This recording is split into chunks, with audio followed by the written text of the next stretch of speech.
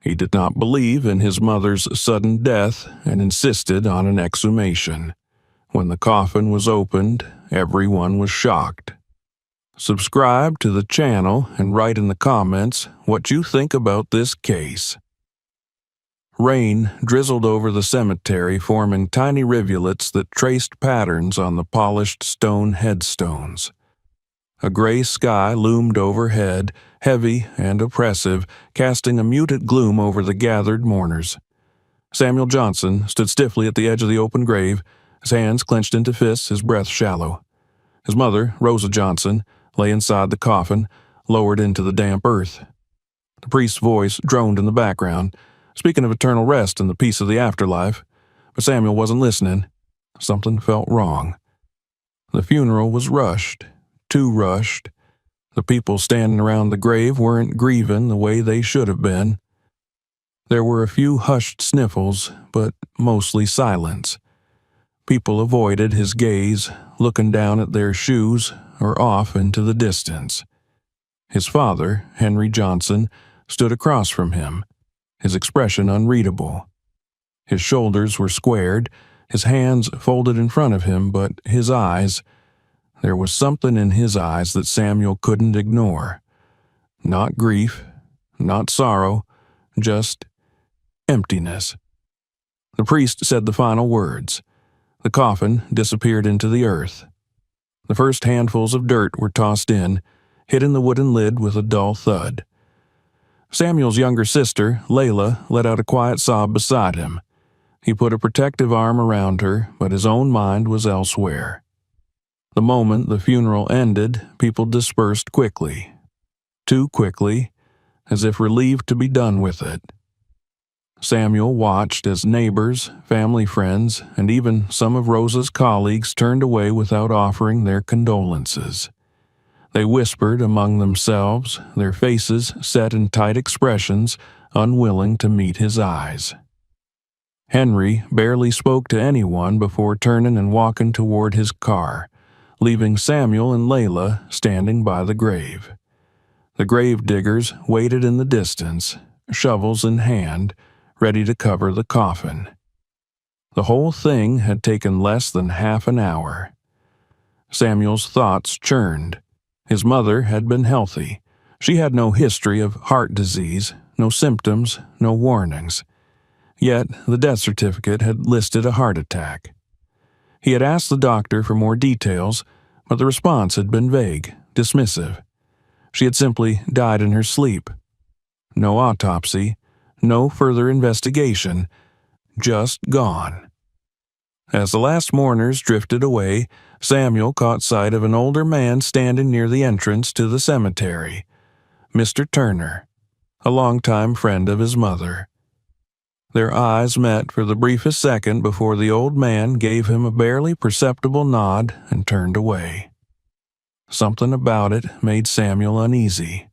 It wasn't the kind of nod someone gives at a funeral. It was something else, a warning.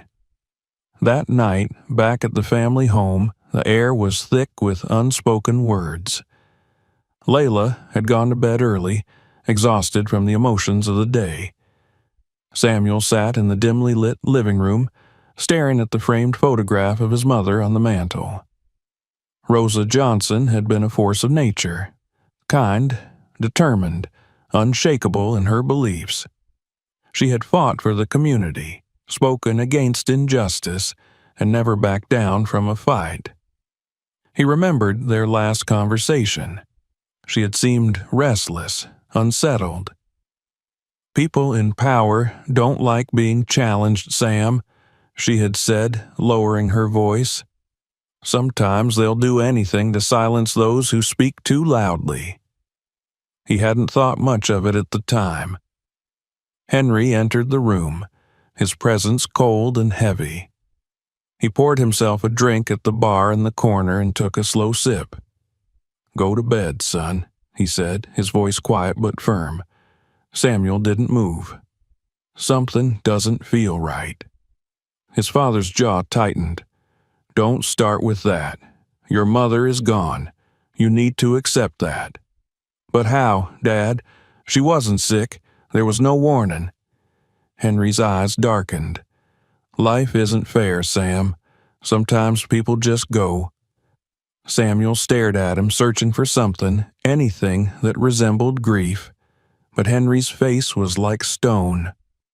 Samuel clenched his fists and turned away. He had to find answers.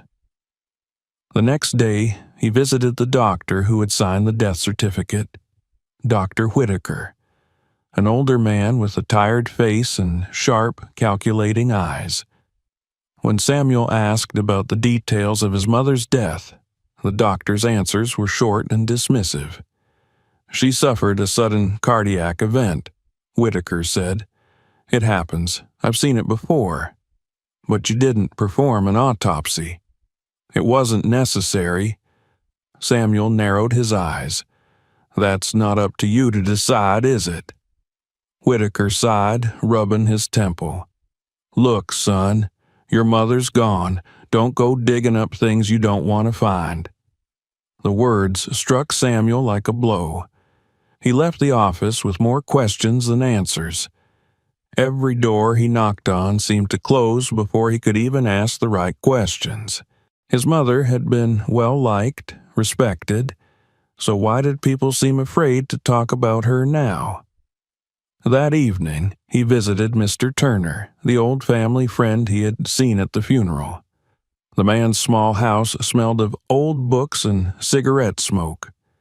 Turner eyed him warily before letting him in. You shouldn't be here, Sam, the old man muttered. You nodded at me at the funeral. What did you mean by that? Turner sighed heavily and sat down. Your mother wasn't supposed to die. Samuel's breath caught. What do you mean? The old man hesitated. She had enemies, son, powerful ones. She was making waves, stirring things up. You think people like that just disappear peacefully in their sleep? Samuel's mind raced. Do you know what happened to her? Turner exhaled sharply. No, but I know this. When people like your mother start making trouble for the wrong folks, bad things happen. And they happen fast. The weight of his words settled heavily on Samuel's chest. His mother hadn't simply died. She had been silenced. That night, unable to sleep, he sat on his bed, staring at the ceiling, his mind spinning with possibilities. If she hadn't died naturally, then what had happened to her? And if she had been killed, why had they rushed to bury her so quickly? Then a terrifying thought struck him. What if she hadn't been dead when they buried her? The idea was absurd, impossible, but it wouldn't leave his mind. The grave had been too fresh, the dirt too loose. His mother had always told him to trust his instincts, and right now his instincts were screaming at him. He made his decision. That night, under the cover of darkness, he grabbed a shovel and headed for the cemetery. The night air was thick and heavy, pressing down on Samuel's shoulders as he made his way through the cemetery. Clouds covered the moon, leaving only the dim glow of streetlights in the distance to cast faint, wavering shadows between the headstones. He carried the shovel tightly in his hands, his grip slick with sweat despite the cool air. His pulse pounded in his ears, a rhythmic, insistent beat that matched the dread growing in his chest. He hesitated for only a moment before stepping onto the fresh grave. The soil had barely begun to settle. He could still see the ridges where the dirt had been smoothed over, the unevenness of a rushed burial. His breath came short and ragged as he drove the shovel into the earth, the first scoop of damp soil falling to the side with a muted thud. With every stroke, his arms burned, but he didn't stop. He couldn't. The deeper he dug, the stronger his conviction became. The nagging thought that had kept him awake, the suspicion clawing at his mind, was now an undeniable certainty. Something was wrong. His mother didn't just die. They had buried her quickly, without question, without hesitation, and the city had moved on as if nothing had happened. But he couldn't. The hours passed in silence except for the steady rhythm of his digging. Sweat dripped down his forehead, mixing with the dirt that clung to his skin. His muscles ached, his fingers raw from gripping the handle, but he didn't allow himself to think, didn't allow himself to hesitate. He had to know. The first dull thud against wood sent a shock through his body. He stopped, his breath hitching in his throat. The coffin. He had reached it. His hands trembled as he cleared the remaining dirt from the edges, his mind racing through every possible scenario. If he was wrong, if she had truly passed in her sleep, then what he was doing was madness. But if he was right, if the truth was as horrific as he feared, then he had no choice but to see this through. His fingers found the edges of the coffin lid, slick with dampness from the surrounding soil. He wedged the tip of the shovel beneath the seam and pried it open. The hinges groaned, a sound that seemed impossibly loud in the quiet of the cemetery. The scent of decay and damp wood filled his nostrils, making his stomach churn. Then he saw her. His mother lay inside, her face pale in the dim light. But something was wrong. Deeply, terribly wrong. Her hands were clenched into tight fists, fingers curled inward, her nails broken and caked with dried blood. Her arms were stiff, locked in a final, desperate struggle. And the most horrifying sight of all, scratches lined the inside of the coffin lid, jagged marks where her fingernails had scraped against the wood. She had tried to escape. She had been alive. Samuel stumbled backward, his knees giving out as he collapsed onto the damp grass beside the grave.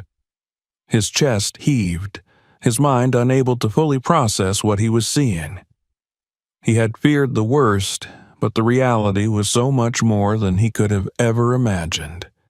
His mother had been buried alive. A strangled sound escaped his throat, half sob, half gasp. He pressed a shaking hand against his mouth, his whole body trembling as the weight of the discovery settled upon him. The scratches, the bloodied nails, the contorted expression frozen on her face, it all spoke to the unimaginable horror she had endured in her final moments. She had woken up in the darkness, in the suffocating space of the coffin, clawing at the lid, screaming for help that never came. Tears blurred his vision as he crawled back to her, reaching out with trembling fingers to touch her cold, rigid hand. He choked on a sob, barely able to form the words. "I'm so sorry, Mom," he whispered. "I'm so sorry, I didn't know. I'm so sorry, I couldn't save you." But even as grief tore through him, something else ignited within his chest, a slow-burning rage, hot and consuming. This wasn't a tragic accident. Someone had done this to her. Someone had made sure she was buried before her time, and Samuel was going to find out who. His hands shook as he pulled out his phone. His fingers barely obeyed him as he dialed, the numbers blurring before him. The ringing felt like it lasted an eternity before a calm, detached voice answered. 911, what is your emergency? He forced himself to speak, his voice unsteady but firm. "I need to report a crime," he said. "My mother was buried alive. I'm at the cemetery now. You need to come." The dispatcher asked for details, but he barely heard them. The moment he hung up, he sat there, staring at the open coffin, his mind a whirlwind of thoughts. Who had done this? The most immediate answer sent a wave of nausea through him. His father. Henry had been distant, detached. He had pushed for a quick funeral, had shown no emotion at the service. Had he known? Had he been involved? And then there was Dr. Whitaker, the man who had signed the death certificate without an autopsy. Had he been coerced, paid off, or had he willingly played a part in this? Samuel's stomach twisted as the thought deepened. What if this wasn't just about his mother? What if there was more to it than a single crime? What if this was bigger, something systemic, something planned? Sirens pierced the night, flashing red and blue lights slicing through the darkness. Police cars skidded to a stop near the cemetery gates, officers pouring out and moving quickly toward him. The look of disbelief on their faces as they took in the scene mirrored what he had felt only moments before. Detective Harris, a tall woman with sharp eyes and an unreadable expression, approached him. She took in the sight of the open coffin, the lifeless body inside, and then looked at Samuel. "Are you the one who called?" Samuel nodded, barely able to find his voice. "My mother," he rasped. "She was buried alive." The detective studied him for a long moment before motioning for the forensic team to begin their work. Officers surrounded the grave, murmuring among themselves as they documented the scene. The medical examiner arrived shortly after, confirming what Samuel already knew. His mother had been conscious when they buried her. Detective Harris turned back to him, her expression grim. "This is now a homicide investigation," she said. "We need to speak to your father, and we need to know exactly who was involved in this." Samuel felt a surge of cold determination flood through him. His father would be furious when he found out what he had done, but he didn't care. Not anymore. Not after what he had discovered. He wasn't going to stop until he knew the truth. Until he knew who had stolen his mother's life. The police station was cold and sterile, the fluorescent lights humming faintly overhead. Samuel sat at the interrogation table, his hands clasped together so tightly that his knuckles had turned white. His mother's face was burned into his memory, the contorted expression of terror, the broken nails, the scratches lining the coffin lid. The weight of it pressed down on his chest like a lead block. No matter how many times he closed his eyes, he couldn't escape it. Detective Harris sat across from him, flipping through a notepad filled with notes and observations. Her face was unreadable, but her sharp eyes studied him intently. He had told them everything. How he had suspected something was wrong. How the funeral had been rushed. How his mother had been declared dead without an autopsy.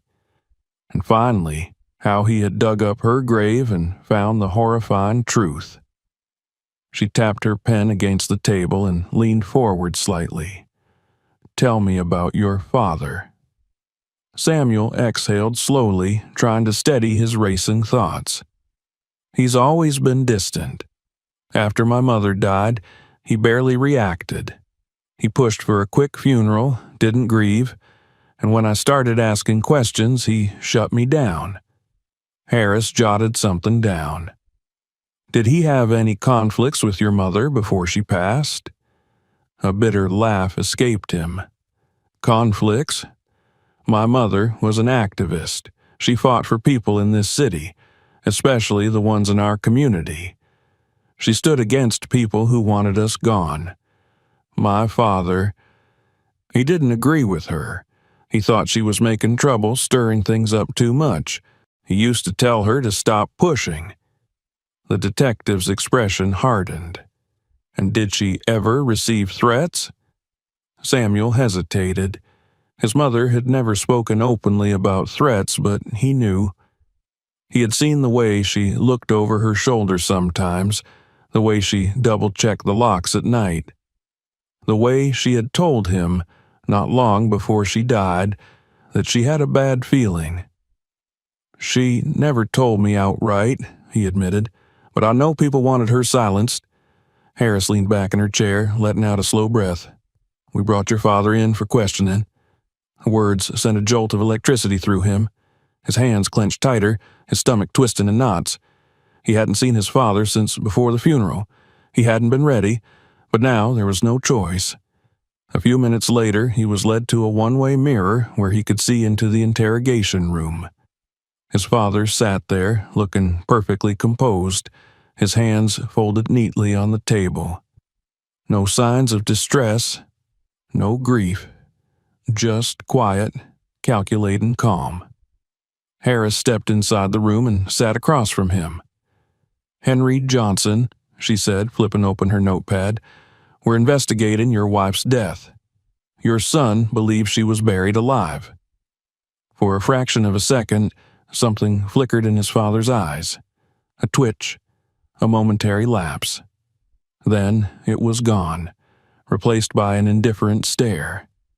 "That's ridiculous," he said coolly. "She died of a heart attack. The doctors confirmed it." Harris didn't react. "Then why did your son find evidence that suggests otherwise? Scratches on the coffin lid, bloodied nails, signs of a struggle. How do you explain that?" Henry's jaw tightened. "I don't know what he's talking about. My son has been unstable since his mother died. He's looking for someone to blame." Samuel felt his blood turn to ice. Unstable. His father was trying to discredit him. Harris remained unfazed. She reached into a folder and pulled out a piece of paper, sliding it across the table. "This is your wife's life insurance policy. You are listed as the sole beneficiary." Henry barely glanced at it. "Is that supposed to mean something?" She studied him closely. "It means you had a financial incentive to see her dead." A smirk curled at the corner of his lips. "If I wanted her dead, I wouldn't have buried her alive." Samuel's breath caught in his throat. It was an admission, careless but undeniable. Harris's expression remained unreadable, but Samuel knew she had caught it too. "Interesting choice of words," she said smoothly, "because that's exactly what happened. We found evidence that your wife was given a high dose of a sedative before she was declared dead. A sedative that could have induced a coma. And guess who signed the death certificate without conducting an autopsy?" Henry's smirk faltered. "Whitaker." "Dr. Whitaker," Harris confirmed. "We spoke to him already. He admitted that he was paid to falsify the report. The only question now is, who paid him?" Silence. His father's fingers twitched slightly, the only betrayal of his composed demeanor. Harris leaned forward, her voice like steel. "Was it you?" For a long moment, Henry said nothing. Then, finally, he exhaled and leaned back in his chair, a slow smile spreading across his face. "You think you're clever, don't you?" he murmured. "Fine. I'll tell you the truth, but you're not going to like it." Samuel's heart pounded against his ribs. His father's eyes flickered with something dark. "I didn't kill her," he said.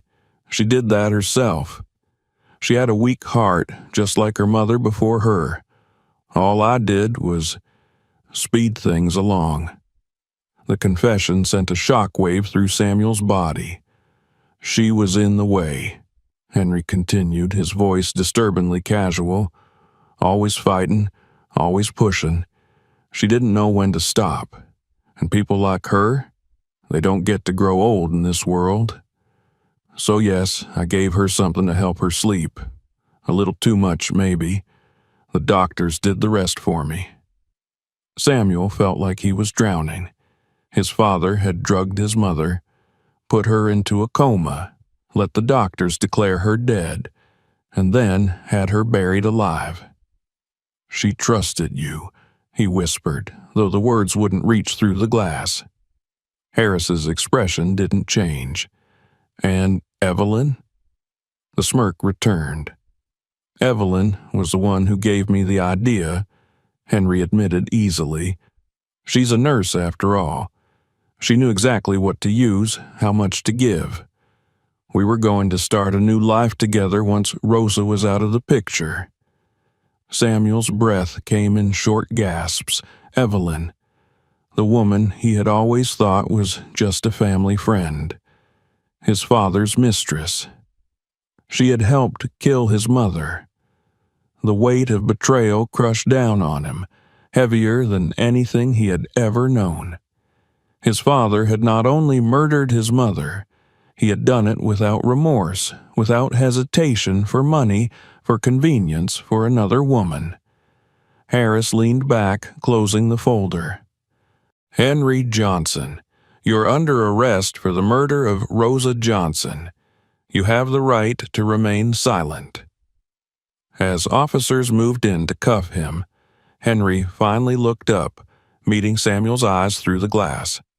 For the first time, there was something behind them. Not guilt, not regret, just a flicker of amusement, as if he found the whole thing amusing. "You're no son of mine," he spat as they dragged him away. Samuel barely heard him. His entire body felt numb. The world around him was spinning, but there was only one thought in his mind. His mother had been murdered, and now he had one last thing to do. Evelyn was next. Samuel stood outside Evelyn Carter's apartment, his fists clenched at his sides. The building was quiet, the streetlights casting long shadows along the pavement.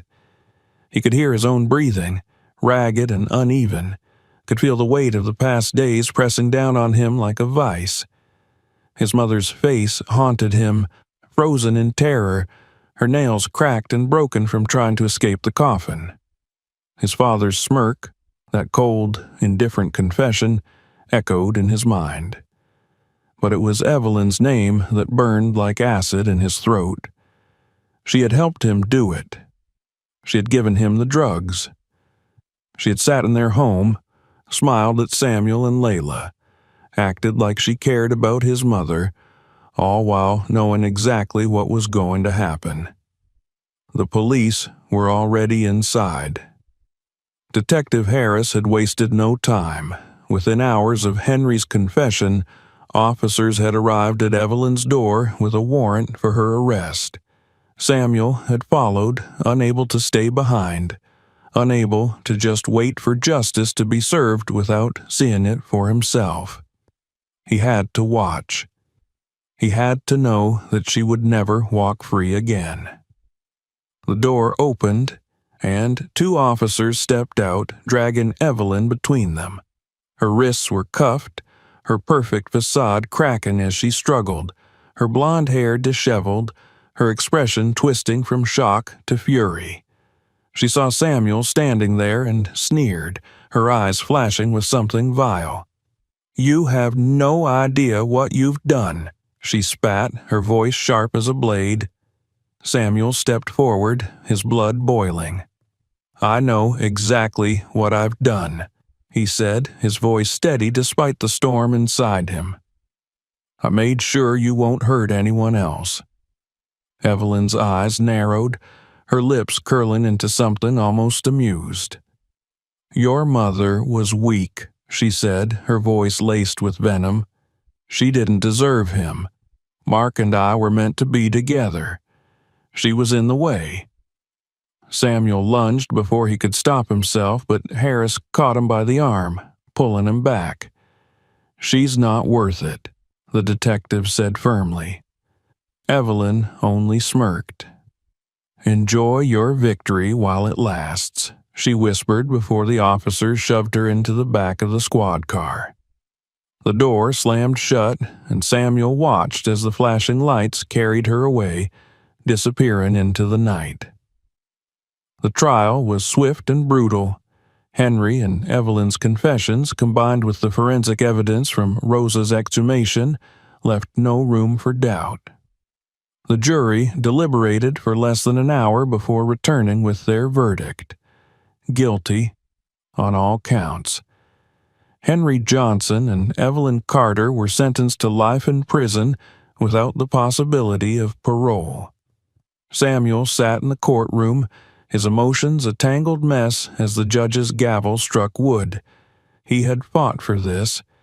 He had uncovered the truth, forced the world to see what had been done. But as he watched the guards escort his father and Evelyn out of the courtroom, he felt no satisfaction, no relief, just an aching, hollow emptiness. His mother was still gone. and nothing could change that. In the days that followed, the city erupted. Rosa's murder became national news, her story sparking outrage, protests, demands for justice beyond just the people who had killed her. Investigations were launched into the city's corruption, into the institutions that had let this happen. The doctor who had signed her death certificate was arrested for falsifying medical records, and others like him were placed under scrutiny. Samuel watched it all unfold, feeling the weight of his mother's legacy growing stronger. She had fought to protect her people, to expose the darkness hiding beneath the surface of the city. And even in death, she had forced the truth into the light. 1 week after the sentencing, he returned to the cemetery. The sky was clear for the first time in what felt like forever, the sun casting a golden glow over the grass. He stood before his mother's grave, the new headstone standing tall and unshaken. Fresh flowers adorned the base, left by people she had helped, people who still remembered her fight. Samuel knelt, pressing his palm against the cold stone. "It's over, Mom," he whispered. "They're gone. They can't hurt anyone else." The wind stirred gently, rustling the leaves in the trees. For a moment, the faint scent of jasmine, his mother's favorite, drifted through the air, and he closed his eyes, letting himself believe that she was there. He missed her, every second of every day.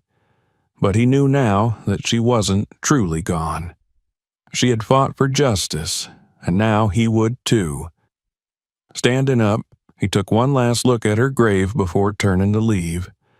The road ahead was long, but he wasn't afraid. His mother's fight wasn't over, and neither was his. If you enjoyed this story, make sure to subscribe so you don't miss the next one. Check out more videos on the channel and share this one with others who might like it. Thanks for watching.